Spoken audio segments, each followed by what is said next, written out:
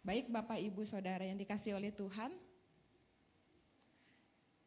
hari ini dan sesuai dengan bulan kita, di bulan Februari kita berbicara, kita belajar mengenai seorang tokoh demi tokoh di dalam penderitaan, bergumul dengan Tuhan dan menemukan arti hidup. Ya. Dan sebelumnya saya ingin bertanya kepada Bapak Ibu dan saudara semuanya. Apakah saudara pernah mengalami penderitaan di dalam hidup ini? Atau jangan-jangan Bapak Ibu saudara sedang menderita, mengalami penderitaan. Ya. Penderitaan apa? Dan dari semua penderitaan yang pernah Bapak Ibu saudara lalui dan bahkan mungkin hari ini sedang saudara alami, mana yang lebih berat? Dan bagaimana sikap saudara? Hari ini kita akan merenungkan seseorang tokoh Alkitab bernama Paulus. Siapakah Paulus ini? Ternyata dia adalah seseorang yang semula bernama Saulus. Seorang Farisi dan penganiaya orang Kristen. Dia mengalami suatu peristiwa perjumpaan dengan Kristus di dalam perjalanannya menuju Damsyik. Satu peristiwa supranatural yang mengubah kehidupannya 180 derajat. Saudara, kita mengenal ya mujizat. Orang buta menjadi melek. Matanya dapat melihat. Tetapi berbeda dengan Saulus ini. Di dalam perjumpaannya dengan Tuhan, matanya melek. Dapat melihat. Tetapi oleh kuasa Tuhan, dia menjadi buta. Di sini kita dapat belajar bahwa Tuhan bekerja secara bebas. Sesuai dengan kehendak Tuhan. Saulus, bagaimana keadaannya? Lidahnya fasih. Dia mengajarkan pengajaran yang dia anggap benar, tetapi kontennya, isinya itu ngawur. Kakinya gesit. Dia pergi kejar semua orang-orang Kristen pengikut jalan lurus itu. Bahkan dia sendiri menyaksikan Stefanus mati. Matanya melek, dapat melihat secara fisik matanya. Tetapi dia buta secara mata rohaninya. Sampai satu kali Tuhan membutakan mata fisiknya. Tuhan berkata, Saulus, Saulus, mengapa engkau menganiaya aku? Saulus menjawab, siapakah engkau Tuhan? Katanya, akulah Yesus yang kau aniaya itu. Saulus bangun, berdiri, dan membuka matanya. Tapi ia gak dapat lihat apa-apa. Ia harus dituntun oleh orang. 3 hari 3 malam, matanya buta. 3 hari 3 malam, dia tidak makan, tidak minum, dia puasa. 3 hari 3 malam dia menghadapi pergumulan yang sangat-sangat serius. Di dalam kebutaannya seakan-akan kematian meliputinya. Dunia tidak lagi dapat dia lihat. Tuhan membisukan dia. Paulus diam. Tuhan melumpuhkan dia. Paulus gak bisa kemana-mana. Mau jalan aja dituntun. Tuhan membutakannya. Dia gak bisa lihat. Dia diam, dia merenung. Tetapi Tuhan membukakan mata rohaninya. Saudaraku, sampai Tuhan mengutus seseorang bernama Ananias. Kemudian Tuhan berkata kepada Ananias, pergilah kepada dia Saulus. Tumpangkan tangannya supaya ia dapat melihat lagi. Tuhan berkata, sebab dia adalah alat pilihan bagiku untuk memberitakan namaku kepada bangsa-bangsa lain serta raja-raja dan orang-orang Israel. Aku sendiri akan menunjukkan kepadanya betapa banyak penderitaan yang harus ia tanggung oleh karena namaku. Saudaraku, siapa di sini yang mau? Yang mau ya, yang mau aja. Yang mau disayang sama Tuhan. Oke, ada. Siapa di sini yang mau dipilih sama Tuhan? Oke, masih ada. Sekarang Tuhan bilang, siapa yang mau dipilih Tuhan, disayang Tuhan, tapi hidupnya menderita. Oke, Bapak Ibu. Saudara, Tuhan itu terangi mata rohaninya Saulus. Sekarang lidahnya itu membicarakan perkataan Tuhan yang Tuhan suruh katakan. Kakinya itu dia gerakkan untuk berjalan di jalan benar. Menuju arah ikut Roh Kudus. Tuhan buat mujizat atas Saulus. Mengubah Saulus menjadi Paulus. Dulu menentang Tuhan, sekarang radikal hidup ikut Tuhan. Sekarang bernama Paulus. Paulus adalah alat pilihan Tuhan untuk memberitakan nama Tuhan, mengalami banyak penderitaan. Dan kita dapat melihat banyak penderitaan Paulus ini di dalam 2 Korintus.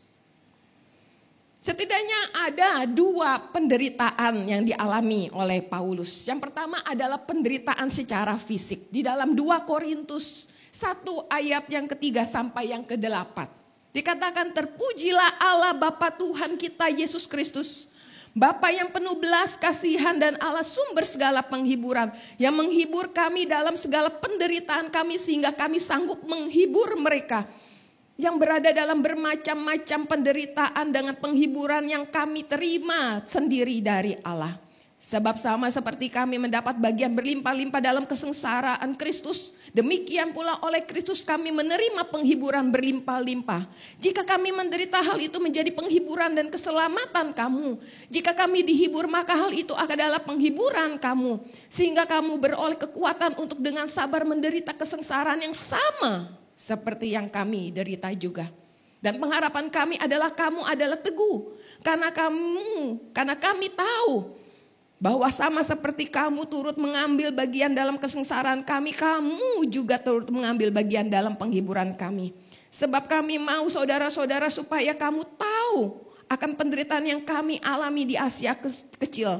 Beban yang ditanggungnya atas kami adalah begitu besar dan begitu berat, sehingga kami telah putus asa juga akan hidup kami. Saudaraku, perhatikan huruf merah itu. Banyak sekali, berlimpah-limpah, berulang-ulang, berat penderitaan yang dialami. Saudaraku, sementara orang-orang Kristen berbicara mengenai berkat yang berlimpah-limpah, tetapi Paulus berbicara mengenai penderitaan yang berlimpah-limpah. Penderitaan yang dialami Paulus ini ada beberapa.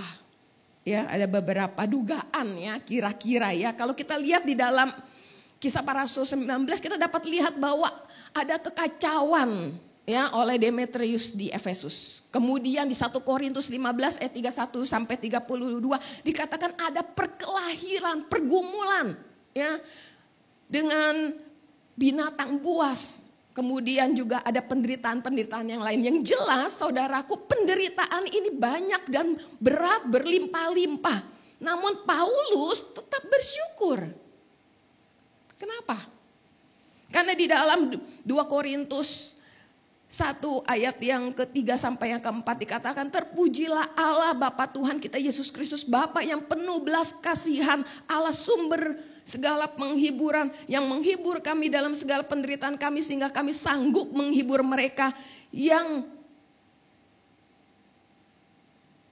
pernah atau yang berada di dalam menderita macam-macam penderitaan dengan penghiburan yang kami terima sendiri dari Allah.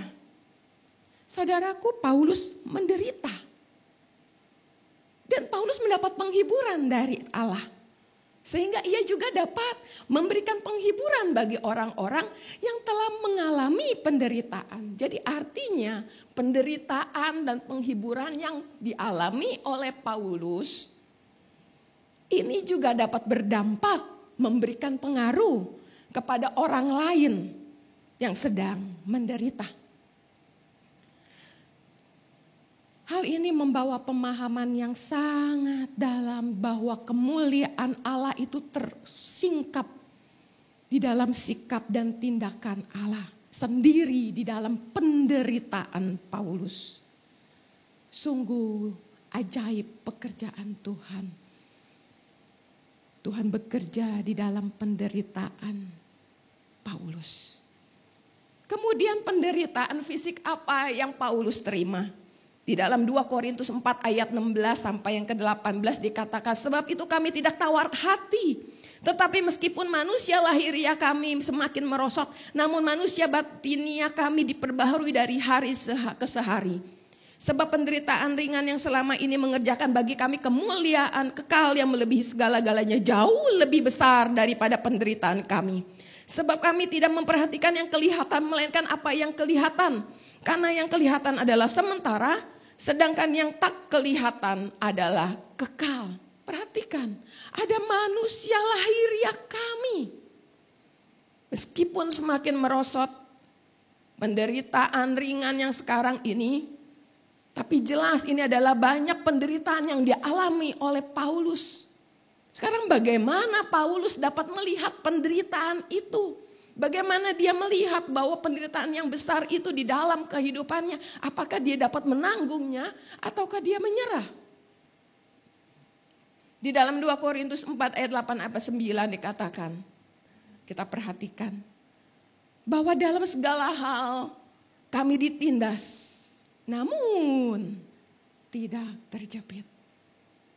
Kami habis akal, namun tidak putus asa. Kami dianiaya, namun tidak ditinggalkan sendiri. Kami dihembaskan, namun tidak binasa. Artinya meskipun ada di tengah-tengah penderitaan yang berat, yang berlimpah-limpah, yang begitu hebat, tetapi Paulus mempunyai cara pandang yang berbeda. Cara pandang yang positif. Mengapa Paulus dapat sanggup melihat dari cara pandang yang berbeda? Dikatakan karena manusia batinianya selalu diperbaharui. Karena penderitaan yang selama ini, yang sekarang ini, yang sedang dilaluinya, bahkan mungkin yang akan dilaluinya. Di ayat yang ke-17 dikatakan ini adalah penderitaan ringan yang sekarang ini. Kemudian dikatakan di ayat 18 karena yang kelihatan ini adalah sementara. Paulus melihat bahwa penderitaan ini adalah penderitaan yang sifatnya hanya sementara. Untuk apa kecewa? Untuk apa putus asa? Untuk apa marah? Karena toh umur manusia juga tidak lama. Umur manusia juga terbatas. Penderitaan tidak selalu terjadi untuk selamanya. Artinya penderitaan yang Tuhan izinkan terjadi. Yang Tuhan izinkan kita atau Paulus alami. Itu sifatnya adalah sementara. Bahwa ada kemuliaan kekal. Ada sesuatu yang kekal. Jadi jelas Paulus melihat dari sisi perbedaan. Paulus mengarahkan pandangnya pada pengharapan yang kekal. Di dalam 1 Korintus 10 ayat 13 dikatakan pencobaan-pencobaan yang kamu alami adalah pencobaan-pencobaan biasa yang tidak melebihi kekuatan manusia. Sebab Allah setia. Dan karena itu ia tidak akan membiarkan kamu dicobai melampaui kekuatanmu. Saudaraku, Paulus melihat bahwa kemuliaan kekal di balik penderitaan, bahwa penderitaan ini adalah bersifat sementara. Bahwa penderitaan ini akan berakhir. Bahwa Tuhan ada di balik penderitaan itu. Bahkan Tuhan ada di depan penderitaannya itu.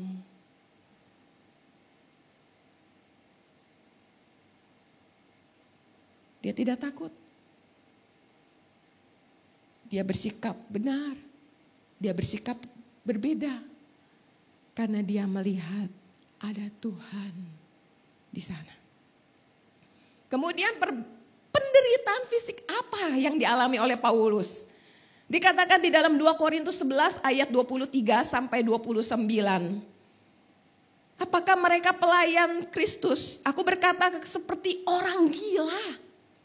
Aku lebih banyak berjeri rela, lebih sering di dalam penjara, didera di luar batas, kerap kali dalam bahaya maut. 5 kali aku disesa orang Yahudi, setiap kali 40 kurang 1 pukulan. 3 kali aku didera, 1 kali aku dilempari dengan bakutu. 3 kali mengalami karam kapal, sehari semalam aku terkatung-katung di tengah laut. Dalam perjalananku aku sendiri diancam banjir. Bahaya banjir dan bahaya penyamun, bahaya dari pihak-pihak orang Yahudi dan dari pihak orang-orang bukan Yahudi. Bahaya di kota, bahaya di padang gurun, bahaya di tengah laut, dan bahaya dari pihak saudara-saudara palsu. Aku banyak berjeri lelah dan bekerja berat. Kerap kali aku tidak tidur, aku lapar dan dahaga. Kerap kali aku berpuasa kedinginan dan tanpa pakaian. Dan dengan tidak menyebut banyak hal lagi, urusanku sehari-hari, yaitu untuk memelihara semua jemaat-jemaat. Jika ada orang merasa lemah, tidakkah aku turut merasa lemah? Jika ada orang tersandung, tidakkah hatiku hancur oleh duka cita? Saudaraku, perhatikan, banyak sekali penderitaannya, bahkan tidak tercatat. Tidak tercatat di balik penderitaan itu. Bahkan Paulus berkata, kemuliaan Allah dapat tersingkap. Saudara, selama hidup kita, apakah kita pernah atau sama seperti Paulus ini mengalami penderitaan sedemikian rupa?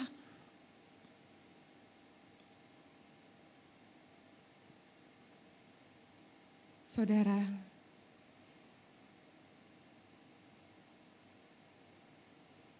Paulus datang sama Tuhan.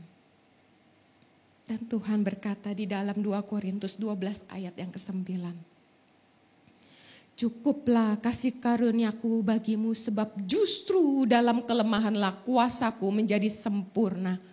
Sebab itu terlebih suka aku bermegah atas kelemahanku, supaya kuasa Tuhan, kuasa Kristus itu turun menaungi aku. Di balik penderitaan yang berlimpah-limpah, yang berat, yang berulang-ulang, yang begitu hebat, kemuliaan Tuhan tetap tersingkap. Pekerjaan Tuhan luar biasa di dalam penderitaan Paulus.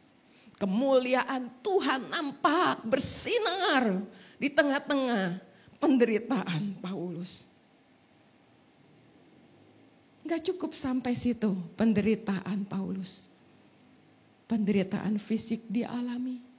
Yang sekarang penderitaan yang kedua, penderitaan batin. Dikatakan di dalam 2 Korintus 10 ayat 1 sampai yang ketiga, Aku ini loh orang yang engkau katakan seorang yang tidak berani bila berhadapan muka dengan kamu, tetapi berani berhadapan kamu bila berjauhan. Aku peringatkan kamu demi Kristus yang lemah lembut dan ramah.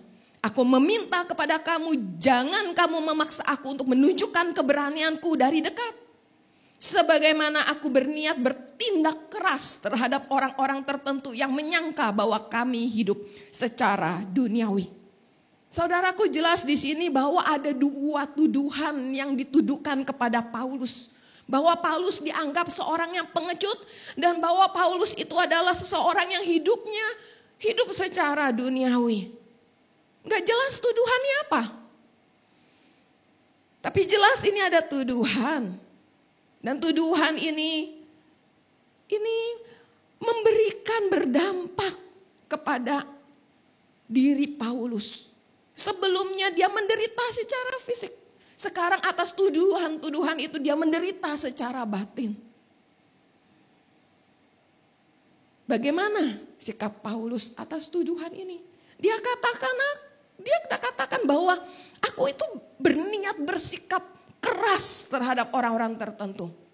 Dan kami siap sedia juga untuk menghukum. Itu di ayat yang ke-6. Ya. Jadi Paulus ini sikapnya apa? Dia tegas, dia keras. Karena ada penderitaan batin yang sedang dialami. Tetapi aneh, ya. Aneh, kenapa? Karena Paulus juga bersikap sabar. Dikatakan di dalam 2 Korintus 10 ayat 1. Aku ini Paulus yang kamu katakan seorang yang tidak berani. Bila berhadapan muka dengan kamu tetapi berani terhadap kamu bila berjauhan. Aku peringatkan kamu ya. Demi Kristus yang lemah lembut dan ramah. Paulus keras, tegas. Tapi di satu sisi dia ramah. Dia sabar. Inilah penderitaan batin dari Paulus. Satu sisi dia keras, dia tegas. Tapi di satu sisi di dalam penderitaan dia harus bersabar. Kemudian muncul kata bahwa penderitaan itu seperti ada duri di dalam daging. Dari mana sumbernya? Kalau kita lihat di dalam 2 Korintus 12 ayat 8. Tetapi hal itu aku sudah 3 kali berseru kepada Tuhan supaya utusan iblis itu mundur daripadaku. Dia berdoa sama Tuhan. Dia minta sama Tuhan. Berarti bahwa penderitaan ini yang duri dalam daging ini adalah dari Tuhan. Kalau dia mengalami penderitaan fisik, penderitaan batin itu adalah dari orang-orang percaya, orang-orang Yahudi, tetapi juga orang-orang yang non-Yahudi, dari manusia. Tetapi sekarang dia adalah penderitaan seperti duri dalam daging itu dari Tuhan. Dia minta, dia berseru sama Tuhan. Kemudian dikatakan bahwa ada supaya utusan iblis, bahwa di sini ada pekerjaan tangan iblis di dalamnya. Seorang utusan iblis untuk menggocok aku. Tentang hal ini aku udah 3 kali berseru sama Tuhan. Tuhan, biarlah utusan iblis itu mundur daripadaku.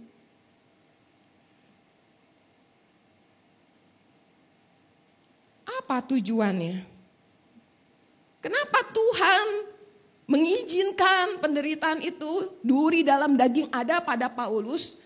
Dan kenapa Tuhan mengizinkan iblis mengizinkannya untuk mencobai Paulus dengan pencobaan? Kenapa? Dikatakan di ayat yang ke-7 supaya aku jangan meninggikan diri karena penyataan-penyataan yang luar biasa. Penyataan luar biasa yang seperti apa? Apa penyataan yang luar biasa itu?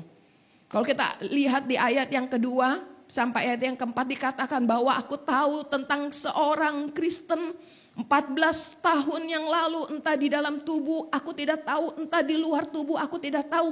Allah mengetahuinya, orang itu tiba-tiba diangkat ke tingkat yang ketiga dari sorga. Aku juga tahu tentang orang itu, entah di dalam tubuh, entah di luar tubuh. Aku tidak tahu, Allah yang mengetahuinya. Ia tiba-tiba diangkat ke Firdaus dan ia mendengar kata-kata yang tak terkatakan, yang tidak boleh diucapkan manusia. Siapakah ia ini? Paulus. Paulus mengalami pengalaman supranatural. Gak semua orang Kristen atau setiap kita mungkin tidak pernah mengalami hal-hal seperti ini. Diangkat ke surga. Hal ini dapat membuat dia sombong. Jadi bagaimana supaya dia gak sombong? Ya dikasih duri dalam daging. Apa duri dalam daging itu? Ya, ini ada yang bilang bahwa ini adalah penderitaan fisik. Artinya Tuhan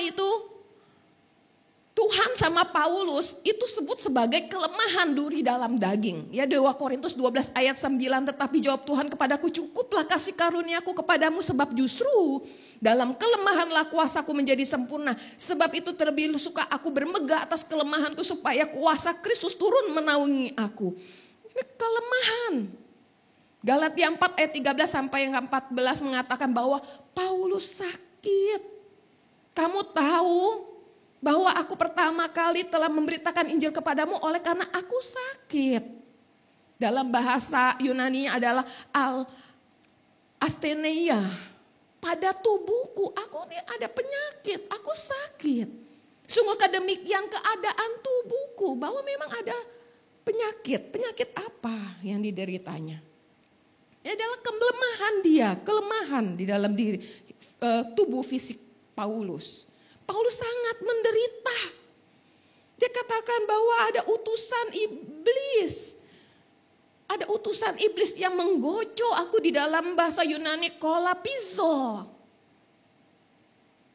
Sehingga supaya aku gak meninggikan diri bahwa duri dalam daging itu adalah alat yang dipakai oleh iblis untuk menggocok. Itu kolapizo itu artinya ada meninju. Pernah ditinju orang? Gimana rasanya? Atau dipukul orang? Dikatakan artinya itu meninju, memukul, memperlakukan dengan buruk. Seburuk-buruknya orang lain memperlakukan saudara. Seburuk apa sih? Pernah nggak salah apa-apa, dipukulin, digebukin, babak belur. Berbabak-babak atau berbelur-belur. Ini yang dialami oleh Paulus. Paulus sangat menderita. Karena duri dalam daging itu. Bagaimana sikap Paulus? Paulus tidak mengeluh, tidak mempersalahkan Tuhan. Dia berdoa. Jadi setiap orang Kristen kalau ada masalah pergumulan, apa yang dilakukan? Berdoa juga. Paulus menderita. Dia juga berdoa. Jadi doa itu adalah penting di tengah-tengah penderitaan, kesulitan, dan juga ujian iman. Dan apakah Tuhan mengabulkan doa Paulus? Ternyata tidak. Tidak. Cukuplah kasih karuniaku bagimu. Ternyata Tuhan jawab enggak? Jawab, cuma jawabannya tidak. Jawaban dari Tuhan itu bisa iya, bisa tidak, bisa juga enggak sekarang, tunggu dulu. Tetapi jawaban Tuhan jelas. Tuhan jawab doa Paulus. Jawabannya adalah tidak. Tidak mengangkat duri dalam daging Paulus. Karena apa? Karena di dalam kelemahan kuasaku menjadi sempurna. Nah, ketika Tuhan tidak mengabulkan doa Paulus ini, bagaimana sikap Paulus? Marah, ngeluh, kecewa, putus asa. Kalau kita orang Kristen, harap-harap sama tidak kecewa. Tapi ada berapa banyak dari kita yang ketika keinginan kita, doa kita, permohonan kita tidak dijawab oleh Tuhan. Kita mempersalahkan Tuhan. Bahkan kita meninggalkan Dia. Paulus berkata, ia lebih suka bermegah, ia lebih senang, lebih rela karena dalam kelemahan dan penderitaan. Karena itu aku senang. Yunaninya eudokeo, ya puas, rela di dalam penderitaannya. Dia enggak marah sama Tuhan. Karena apa? Karena kuasa Kristus menaungi dia. Menaungi itu di dalam bahasa Yunani adalah episkeno. Itu menutupi, menudungi seperti tenda, kita di dalam tenda. Kita diliputi oleh sesuatu yang melindungi kita. Nah karena itulah di tengah-tengah penderitaan Paulus berkata dan bahkan dia dapat merasakan kekuatan dari Tuhan. Dan di dalam Filipi 3 ayat 10 sampai yang ke-11. Yang kukehendaki ialah mengenal dia dan kuasa kebangkitannya dan persekutuannya di dalam penderitaannya, penderitaan Kristus. Di mana aku menjadi serupa dengan dia di dalam kematiannya. Supaya aku akhirnya beroleh kebangkitan dari antara orang mati. Saudara, inilah yang menjadi kekuatan Paulus. Penderitaan yang dia alami fisik, batin, bahkan terasa seperti duri dalam daging. Penderitaan yang berlimpah-limpah, penderitaan yang begitu banyak. Penderitaan bukan karena kesalahan dia. Tetapi hidupnya itu untuk Tuhan. Sebagai orang Kristen, kita juga sama sudah ditebus oleh Tuhan, sudah disayang oleh Tuhan. Tuhan katakan berlimpah-limpah bukan karena berkat, tetapi berlimpah-limpah karena penderitaan. Karena di dalam kelemahan kuasa Tuhan turut bekerja. Sekarang apakah penderitaanmu, apakah pergumulanmu saat ini? Apakah engkau sedang bergumul di dalam masa-masa COVID ini? Kenapa enggak selesai-selesai? Orang-orang kena COVID cuma sekali, 2 kali, dia bisa 3 kali. Atau yang lalu saya pernah dengar di dalam berita ada seorang pria sudah berumur berapa puluh kali dia kena COVID, 76 kalau nggak salah ya, kalau tidak salah. Sejak dari COVID sampai 70 lebih. Dia menderita. Bagaimana saudara? Apapun pergumulanmu. Atau mungkin sekarang engkau sedang bergumul di dalam pekerjaanmu. Pekerjaan semakin susah. Usaha merosot.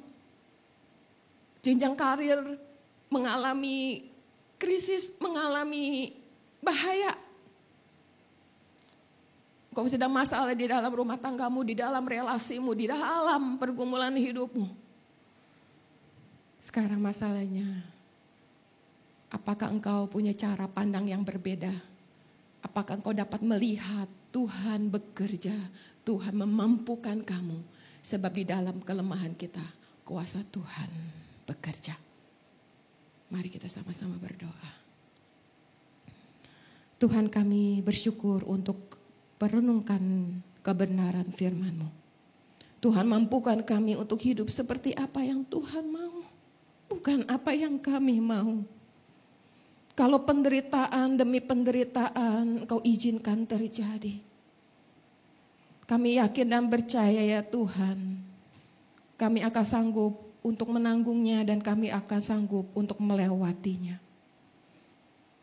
Hidup kami lemah, hidup kami rapuh, hidup kami terbatas Tuhan. Tapi di dalam keterbatasan ini, biarlah Engkau disenangkan, biarlah Engkau dimuliakan atas hidup kami. Dan biarlah orang-orang dapat melihat sungguh Engkau adalah Allah yang hidup. Terima kasih Bapa. Hidup kami bukan milik kami. Hidup kami adalah milik-Mu.